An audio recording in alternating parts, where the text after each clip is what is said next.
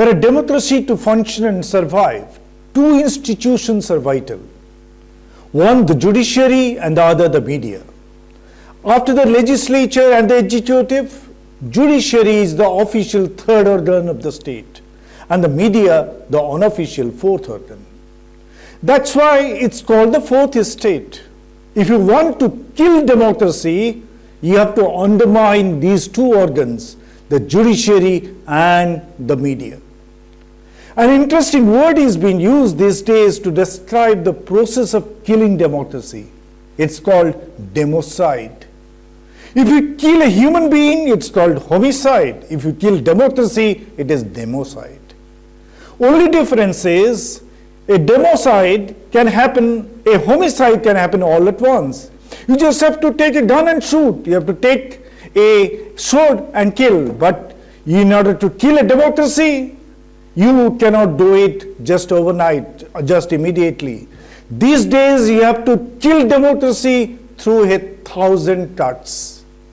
To achieve the goal, carry on a sustained attack on the two institutions which are vital to protect democracy.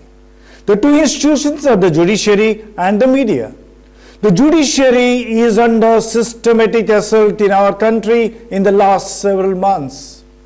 Now the media has also come under attack officially.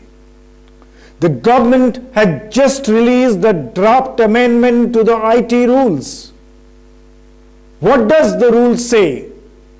What is fake news would be determined by a committee of the Press Information Bureau of the Government of India. And the decision of the PIB will be the binding one on the social media companies which have to necessarily take down those news items. If this is the norm of the union government, then the state governments should also follow suit. They would say our information and broadcasting department, I&B department, will also decide what is fake news and ask the social media companies to remove them. There is no disputing the fact that fake news must have no place in any democratic exchange of ideas. But the disquiet sets in when the government arrogates to itself the power to determine what is fake news and what is not. After all, any news worth the meaning must point to the acts of omission and commission of the governments. The media does not need to highlight what good the government is doing. For that, the government has a large machinery with much greater resources than what the entire media organizations are capable of. Every day you see full-page advertisements of all governments. You see ads of the central government with Prime Minister Modi writ large on the front pages of hundreds of newspapers across the country. Arvind Kejriwal is the Chief Minister of Delhi, but ads displaying his full-size pictures are published all over the states. The same is true of Yogi Adityanath of Uttar Pradesh, Ashok Gehlot of Rajasthan, Bhagwat Mann of Punjab. Look at Sukhvinder Singh Sudhu, a newly minted Chief Minister, who held his first cabinet meeting only last Friday. He has started following the footsteps of Modi, Kejriwal, Gehlot, Mann. He has started issuing full-page ads with his life-size photographs. When these megalomaniacs are in office and they have thousands of crores of public money at their disposal to publicize their deeds, why should private media houses with their limited resources spend their time and energy to promote these leaders and their governments?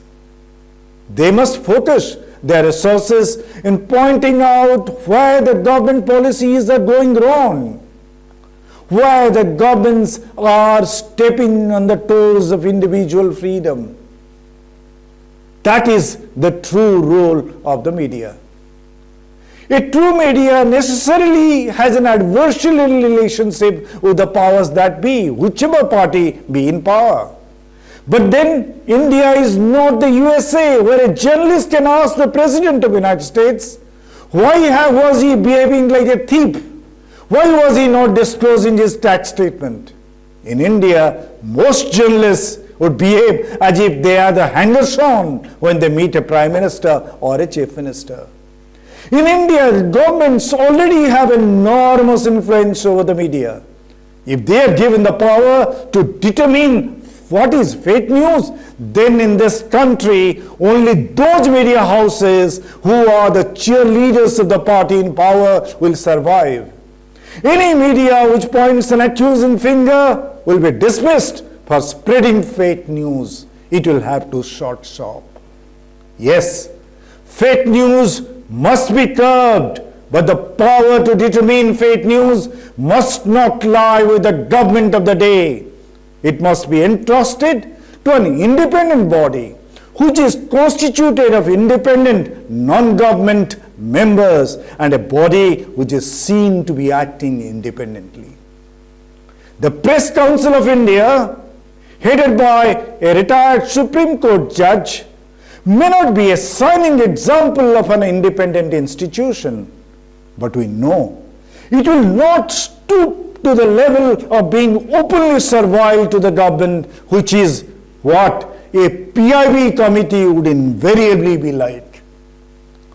We need to create a media council with a retired judge of the Supreme Court as head and distinguished media persons as its members to determine which media setup is carrying with the fake news. The current proposal of the government to entrust the task to a government body must be fought tooth and nail if we do not want our country to go through the process of what we call democide.